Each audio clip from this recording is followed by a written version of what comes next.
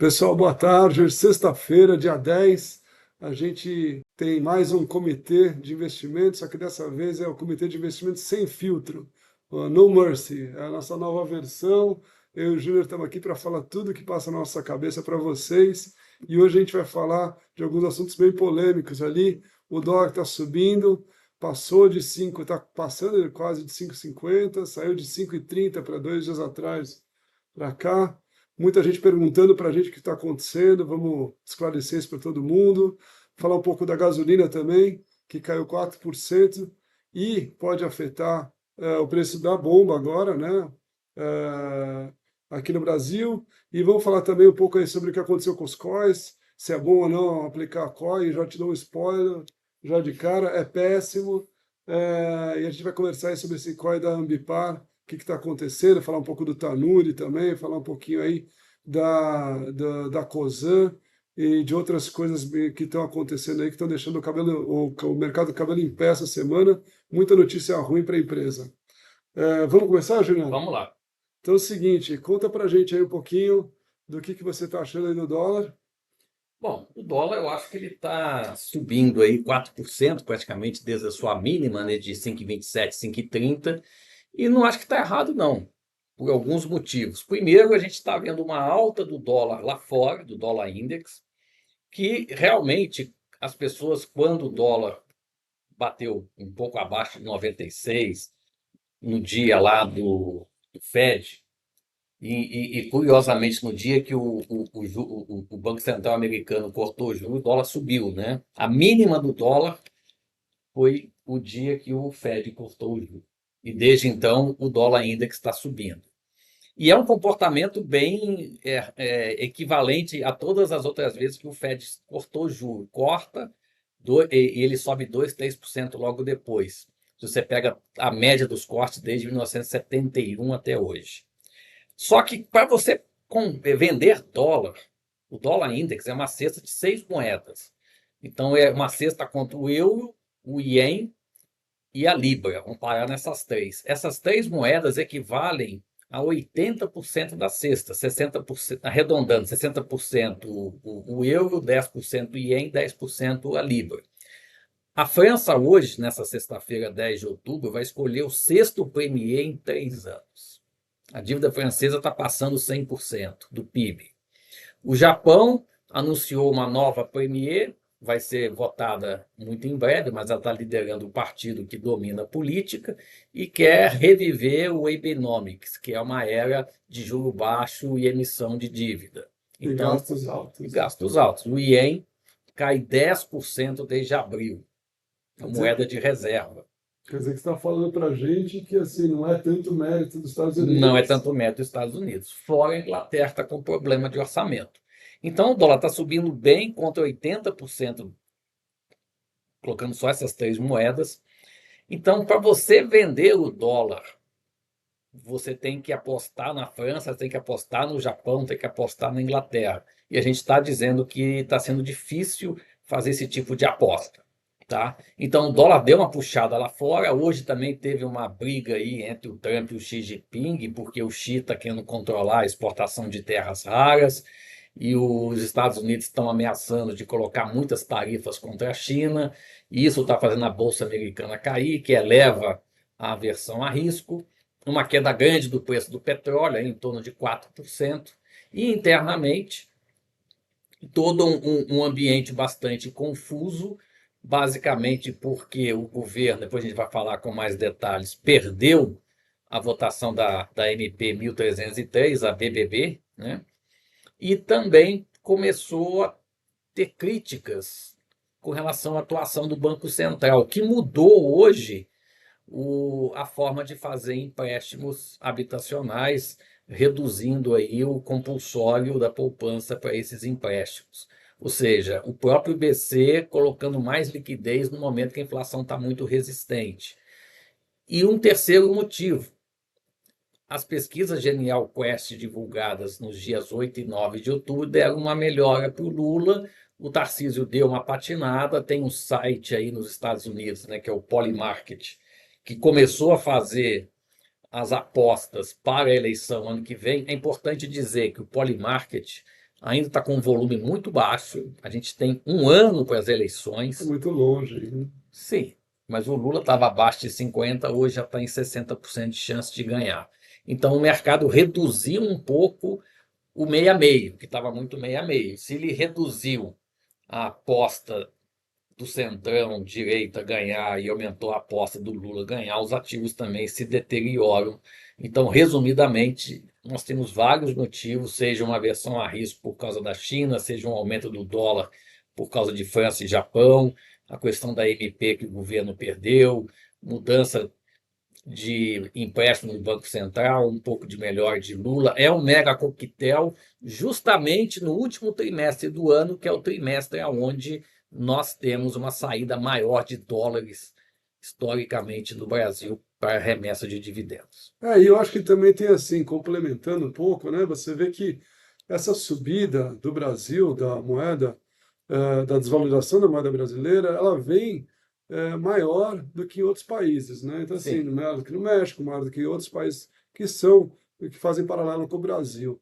E nisso a gente vê que tem um fator interno aí pesando, sabe? Na nossa opinião, a perda na votação da MP 1303 ela acabou sendo significativa, por quê?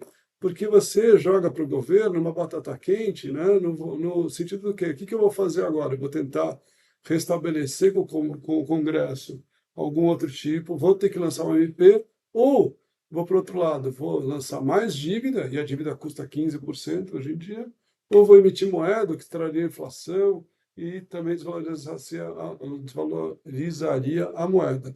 A gente sabe que a saída aqui do Brasil é estreita. Então, assim, quando entra dinheiro aqui, o dólar cai muito, quando sai dinheiro, o dólar acaba saindo, acaba causando uma alta muito grande, né? E qual que é o nosso medo? É passar desses 5,60, exato. né, Juliano? Porque o 5,60, ele vê aqui, ó, você pode ver aqui no gráfico, né? Podia até puxar o gráfico um pouquinho para trás, para o pessoal olhar aqui e ver que tem uma resistência bem forte aqui no 5,60, né? Principalmente esse ano, né, que segurou muito a queda do primeiro semestre e depois segurou uma eventual alta em julho, né?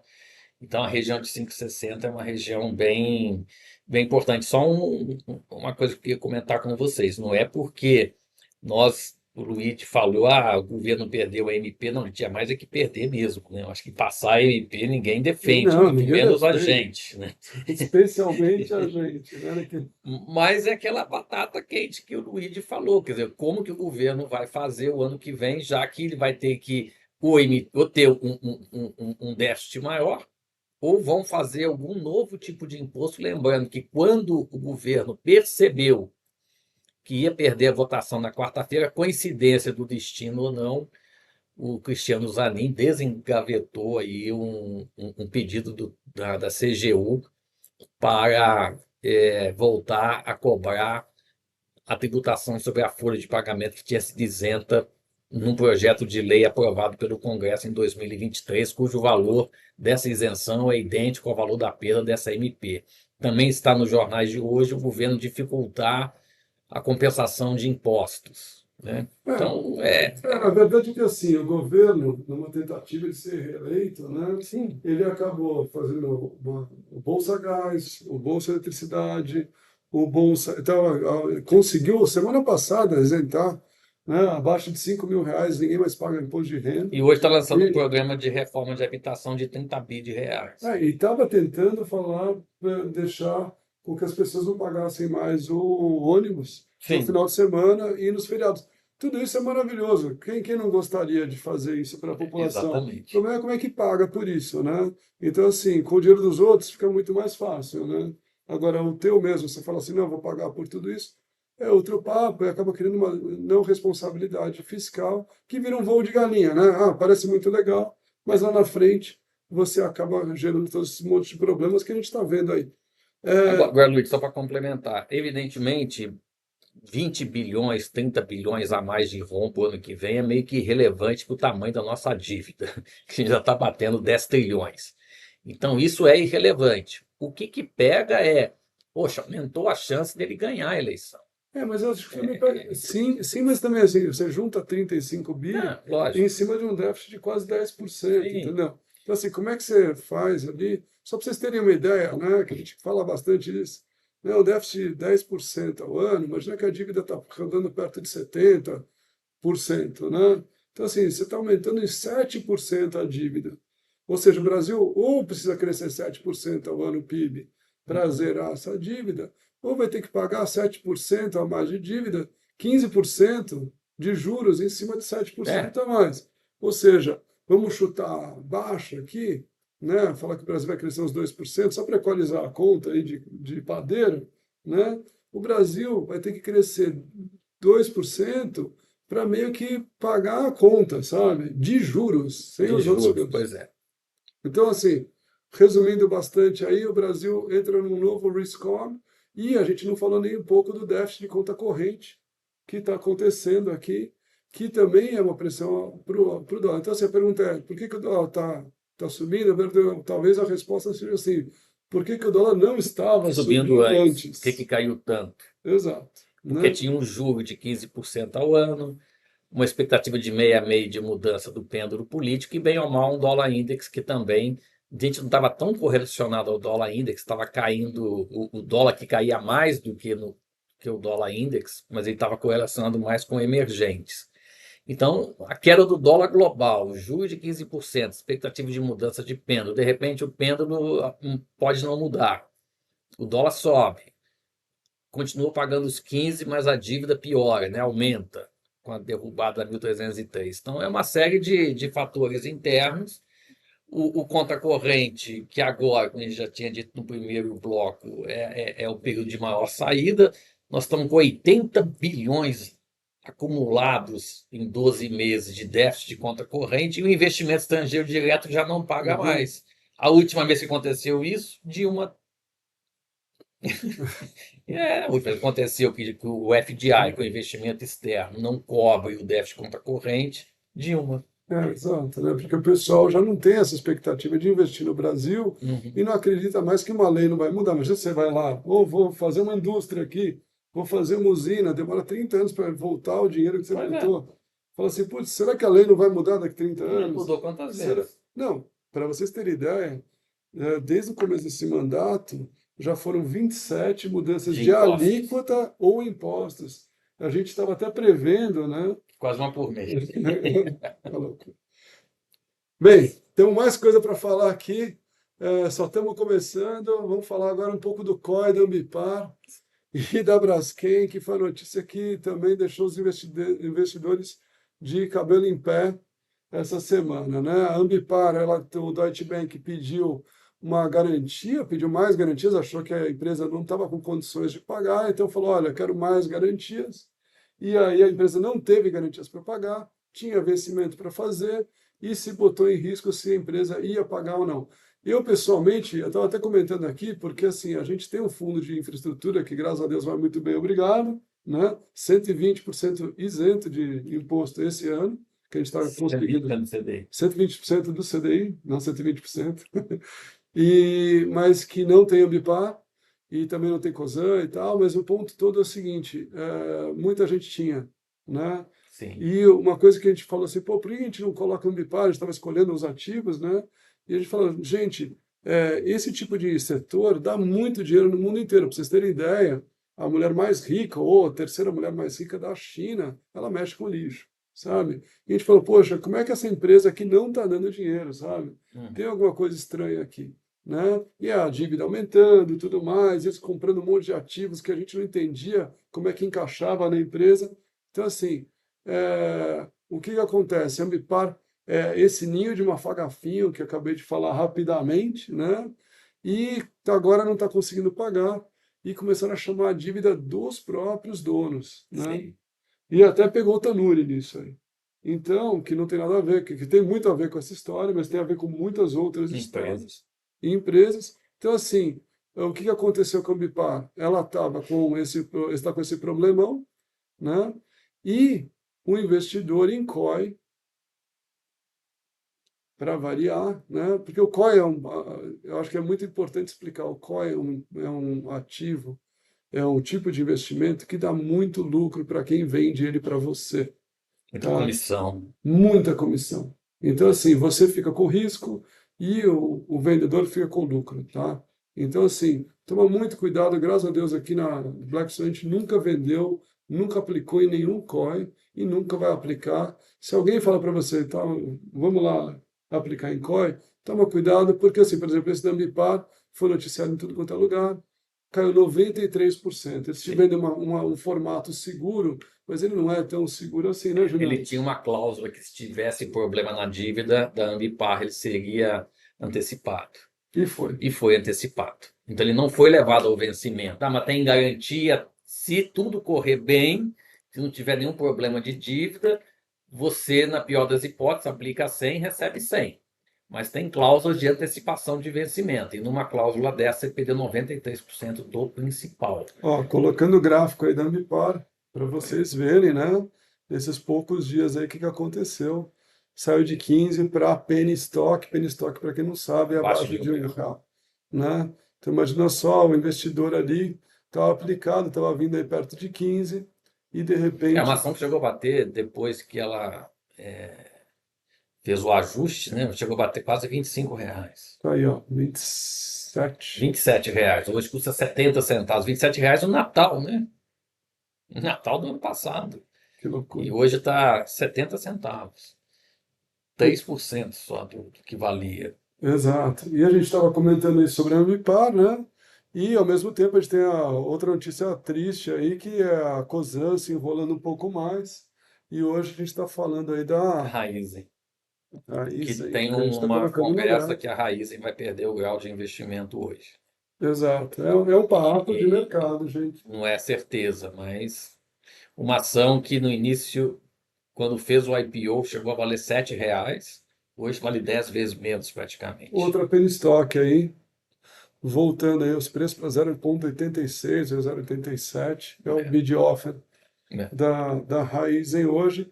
Uma pena, né? Você tem ali a parte de posse, a gente tem que falar sobre isso porque o Ometo, né, que é o dono da Cosan, na minha opinião, na minha modesta opinião, ele foi um gênio. Ele tem usineiro, né? A gente sabe que usina no Brasil, um dia a pessoa está rica, outro dia a pessoa tá pobre. Então, assim, é uma ciclicalidade muito grande. E ele começou a comprar, usou um momento bom para comprar outros ativos que tem muito mais, a gente chama de pinga-pinga, né? Que tem muito mais É, estabilidade. fluxo de Fluxo caixa. de caixa, é a palavra bonita que o mercado Gosta de financeiro usar. adora usar. Então, assim, o fluxo de caixa estável e que foi suavizando, né, essa ciclicalidade aí da Cosan Com gás, rumo, e entrou na zero. Raizen, né, Mais recentemente com a Shell, né? agora com a Shell, e aí ele escorregou quando ele começou a tentar fazer um bem bolado para o CEO dele virar o CEO da Vale, né? E aí eu acho que é aquela coisa da Quis soberba, abraçar o né? mundo. Tem que tomar cuidado, assim, a gente vê grandes investidores, a gente vê grandes pessoas, às vezes ter o sucesso atrapalhar elas, né? Né? Então, assim, eu acho que foi o caso do Meto, que se enrolou, pegou uma dívida imensa, comprometeu todas as empresas dele, chegou lá e falou assim, ah, tudo bem, eu vendo algum ativo ali, começou a vender alguns ativos, mas a dívida era tão grande que não compensou, teve que vender, teve que sair da Vale a um preço menor do que investiu, quer dizer, não só se endividou, como tomou um prejuízo Bilhão, de bilhões. bilionário. E aí o que aconteceu no final? Teve que demitir o CEO dele, teve que vender ativo. Quando chegou ali, falou: Puxa, vou vender a Raizen. Ninguém quis comprar. Então ele falou: Vamos vender então a Rumo. O Esteves falou: Olha, eu compro a Rumo de você, mas ele não quis vender. Então ele falou: Vou comprar então um pedaço da Cosan. Vou dar uma olhadinha aqui na Cosan. Ele pagou R$ 5 por ação, né? Todo mundo, a coisa já estava, né? Tava tendo esse buchicho no mercado, então os caras puxaram a coisa para R$ 7, né? E tá 5,80. E agora está 5,80, porque o Esteves falou: olha, eu não vou comprar 7, eu vou comprar a 5. Assim. Uma ação que valia R$ 25 depois da pandemia, né? Aqui, ó, 2021. 2021, R$ exatamente. 25. Se ajustar isso pelo CDI, então, Nossa, né? Nem precisa, né? nem De precisa. 25 para 5, você já levou, né? Um quinto aí do preço para Pois é. casa, botar o CDI você chora, né? Chora.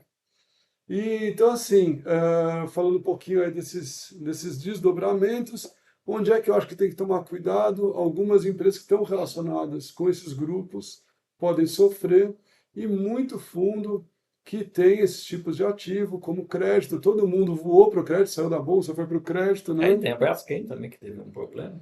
Também junto, Um né? outro caso essa semana. Essa semana nós tivemos Braskem, Raízen, Ambipar e a EMAI, que é uma empresa pequena de saneamento aqui de São Paulo, que Exato. que está com o dinheiro, 40% do dinheiro do caixa dela, segundo o Lauro Jardim do Globo, aplicado num banco que ainda está na propriedade do Workário, que é o Master, né? Que é o Que é o dono Banco que é o Mas. dono do Master, não é no Master, mas Isso. ele tinha um outro banco. E a gente vê aí o Vorcaro com esse monte de problema, né? Não conseguiu vender para o BRB, tentou, Não, e não tem solução, na nossa opinião, né? Para quem tem CDB do Master também, me perguntam toda semana, o que né? que O faz? que que faz com CDB, né? Em quem que está dentro do fundo garantidor. Se está até 250 mil, teoricamente você tem um Você- fundo garantidor aí, né? E aí tá tudo bem, né? Teoricamente está tudo muito bem, mas quem tem mais, a gente deseja que seja com vencimento curto para dar tempo de resgatar, né? Exatamente. Então a gente teve várias notícias ruins, e aí o que acaba acontecendo é que esses fundos de crédito você tem que tomar um pouquinho de cuidado. A gente sempre fala, olha sempre quando vai comprar, não é o crédito, a renda fixa, ela parece ser muito tranquila, mas ela é como a gente sempre brinca, né, um lago É. onde tem uns jacarezinhos lá dentro. Você É. não vê ele mexer, né, mas tem o jacaré. Ainda mais que tem um detalhe, né? Até a gente vai falar de um assunto aqui, podia até engatar e depois, se for o caso, volta na 1303, falar do petróleo, né? Você viu que foi falado ali. Mas vamos só engatar o petróleo aqui, Tá bom. inverter um pouquinho a pauta, porque é o seguinte, uma coisa que está atrapalhando muito é justamente o quê? Se você pega, se você faz a leitura dos índices de confiança, seja da GV ou da S&P, que são os PMIs, você tem três problemas muito claros. Um deles é eleição, que sinceramente não tem muito o que falar, né? Porque nós temos um ano aí pela frente e tem teses que acham que o Lula perde, tem teses que acham que o Lula ganha, está muito empatado e tudo isso. Você tem um outro problema que pega principalmente no caso das indústrias, que são as tarifas americanas, que talvez com essa conversa aí do Lula com o Trump, essa química, pode ser que resolva. Semana que vem o nosso ministro Mauro Vieira vai conversar com o Marco Rubio, só que estão querendo colocar a Magnistic no meio da conversa e pode fazer água, né? Então essa questão das tarifas prejudica a indústria e indústria e serviços também sofrem, além da questão da eleição dos juros. Então, muito do que está acontecendo é que as empresas não estão aguentando mais pagar 15% de Selic. Isso O que era previsível, que né? era previsível. Assim, a verdade é que o juros muito alto por muito tempo, né? Só lembrando que, assim, raras empresas crescem 15% no mundo. No, No Brasil, menos ainda, porque você tem a pressão que de juros altos, o fiscal pressionando, né? Agora queriam passar, né, 10% ali de cobrança sobre dividendo.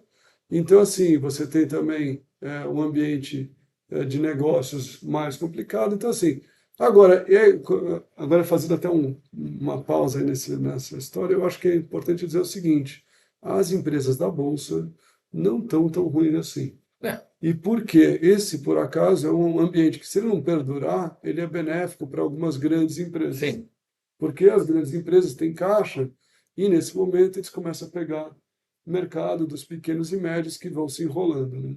isso Então que a se gente enrolam viu, mais. se enrola mais, e a gente viu nesse último trimestre, Juliano, a lucratividade não do Bovespa, porque ele tem os percentuais, né? Mas das ações da Bolsa, subir 20%, uma coisa que eu não via fazer há muito tempo.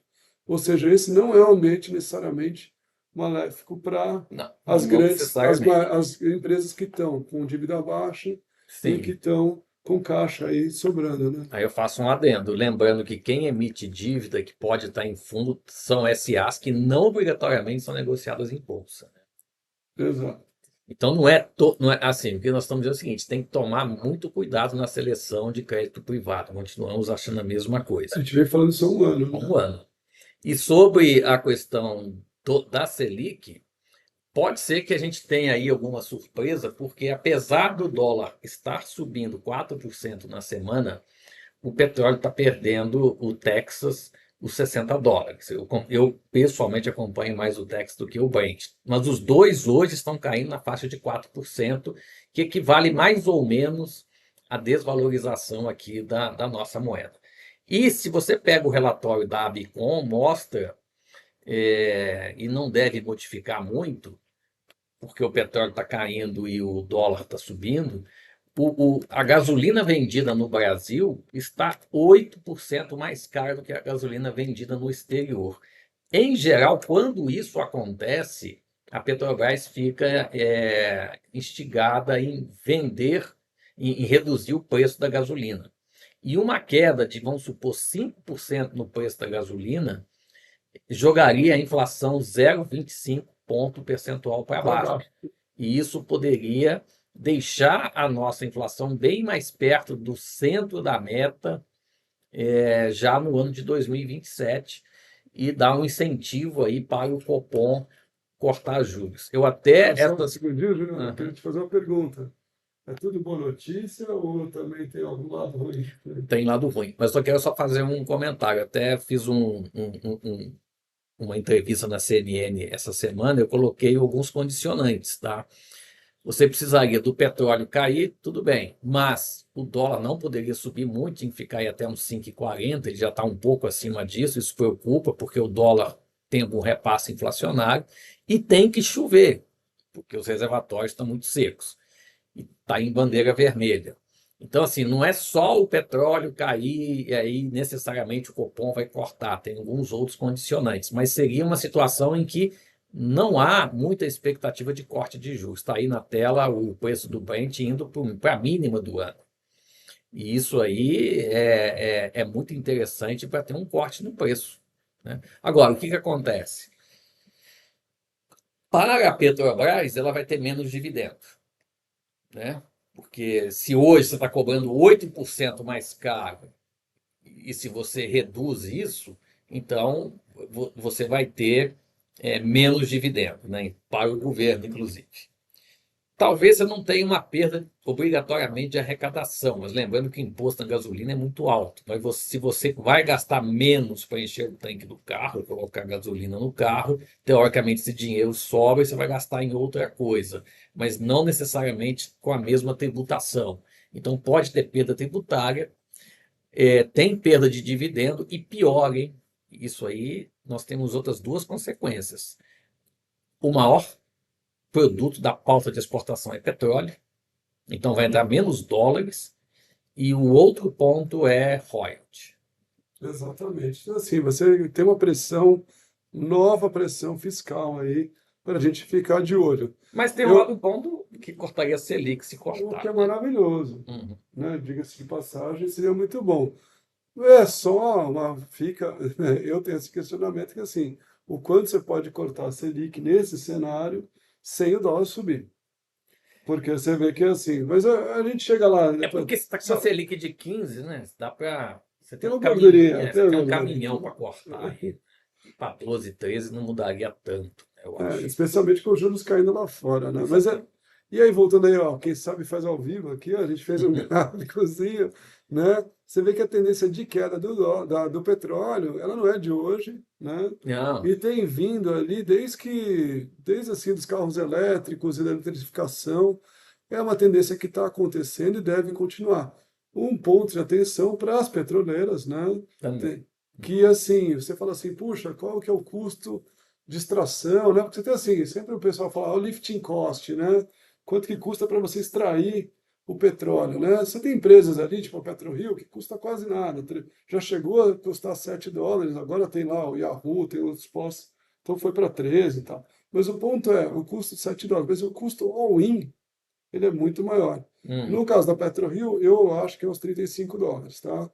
Mas, então assim, ainda está longe de pegar a Mas para patroa. outras ficam Mas para mais outras, que eu não vou apertadas. citar o nome, O da Junior Sport. outra Júnior, tem uma Júnior que é legal, que ela tem uma put a US$ 65, que acaba 40% dela, ela vai ter que renovar daqui 6 meses, sabe? Ela tem a put para a produção inteira, né, e tal. Mas, quando acabar essa put, vai ter que renovar e custa caro, não sei o quê. Então, assim, as empresas de petróleo que não forem baixando esse custo, eu diria que elas estão arriscadas e eu tomaria muito cuidado não só com a ação, mas tomaria cuidado com o crédito também. Também.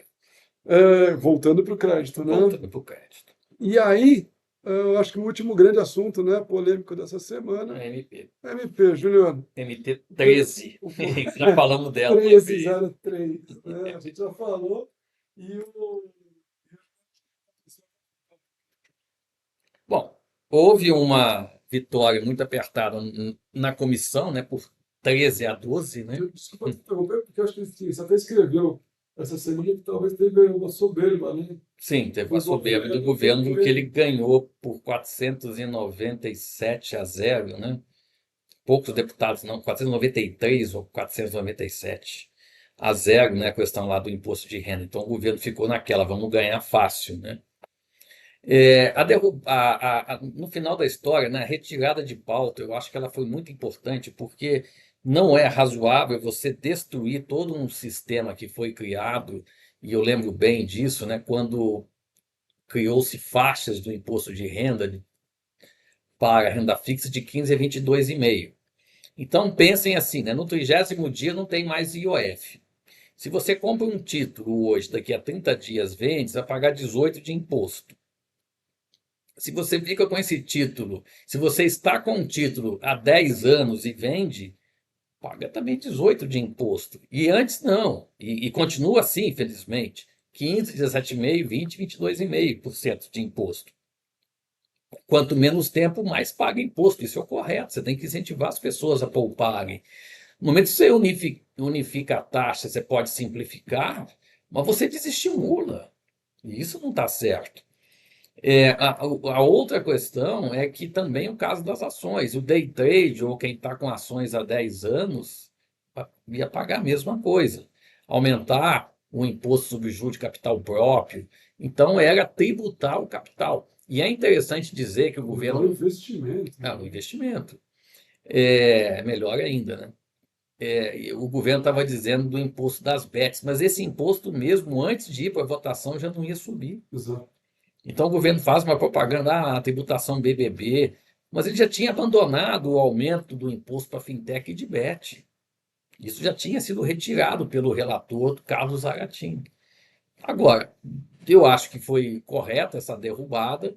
Como que o governo vai fazer? Ou vai voltar a cobrar imposto sobre folha, de uma parte que ficou isenta por lei de 2023, ou vai dificultar a compensação de impostos? Eu acho meio difícil aumentar o IOF de novo, Teve a LCA, o LCI também, que o que pessoal acabou estava. ficando Que isento, né? acabou ficando isento, né? Tinha uma discussão muito grande no mercado financeiro, que falava, não, com certeza vão tributar, É, e não era tanta certeza. O que que eu fico com dúvida? Será que o Congresso está pró aumentar benefícios, como fez agora com o imposto de renda, porém não está contra aumentar impostos? Esse foi um caso, será que esse foi um caso isolado? Né? O que que você acha aí, Júnior? Porque assim, se o Congresso não tem mais vontade de aumentar impostos, os déficits vão só crescendo, né? E principalmente, né, a gente viu agora, né, aumento de 390% no do fundo fundo. partidário, É, né, no fundo eleitoral, desculpa. E, e a gente vê, né, então assim, se você tem essa vontade de aumentar gastos, porém não tem essa vontade de aumentar impostos, né, e assim, eu e o Júnior, de novo, a gente é completamente contra aumentar impostos, especialmente para investimento, né, não porque a gente mexe com investimento, mas porque isso que faz com que o Brasil cresça a longo prazo, né? Então, assim, o que que a gente vê? A gente vê que, assim, se esse for o cenário, a gente pode ver aí um aumento do déficit, um aumento do dólar, um aumento da Voltar um pouco inflação. aquela ciranda do ano passado, né? Exatamente. Assim, o Congresso ele vai e rejeita o aumento de imposto. Legal, concordo. Acho que ninguém aguenta. Como o Luiz falou, 27 vezes que aumentou de alguma forma imposto alíquota esse ano. Mas vou pegar aqui um exemplo. Tá para passar uma lei que vai mudar a parte de aposentadoria dos agentes de saúde. Custa em 10 anos, 24 bilhões. Então, o Congresso para passar uma. Eu nem estou entrando no mérito de justiça ou não, tá? Mas para entrar algum tipo de despesa ou isenção, eles aprovam. Não aprovam cortes, não aprovam uma reorganização da máquina pública via alguma reforma administrativa, que, aliás, o ministro Fachin diz que não é para alterar as coisas do judiciário na reforma. Então, assim, tem um ambiente muito inóspito para fazer qualquer corte, qualquer reforma. Aí, se você não autoriza aumento de imposto e aumenta gasto, como que equilibra? Então, o Congresso também tem que fazer a parte dele de cortar. Não adianta todo o projeto que cortar gasto, né? Ou Melhorar a ou eficiência. pelo menos não aprovar mais aumento de gastos, né? Sim, Porque assim, puxa vida, né? Quanto que a população vai sofrer? Eu, pessoalmente, eu tenho uma teoria que assim, quando a pessoa se endivida, né? É muito ruim a pessoa se auto-endividar. Ela está fazendo, porque ela está tirando do eu futuro. Se o eu futuro dela uhum, não for melhor do que o presente, sim, né? Ela, na verdade, ela está indo para baixo, né? exato. Então, assim, a pessoa se endividar sem muita consciência acaba estragando o futuro dela lá na frente. Agora, você endividar uma população que nem está pedindo para ser E endividada nem sabe o que está e nem sabe o que acontecendo. está acontecendo, isso aí é muito complicado, sabe? Então, assim, já está com um déficit de 10% e estamos continuando se endividando, né? Uhum.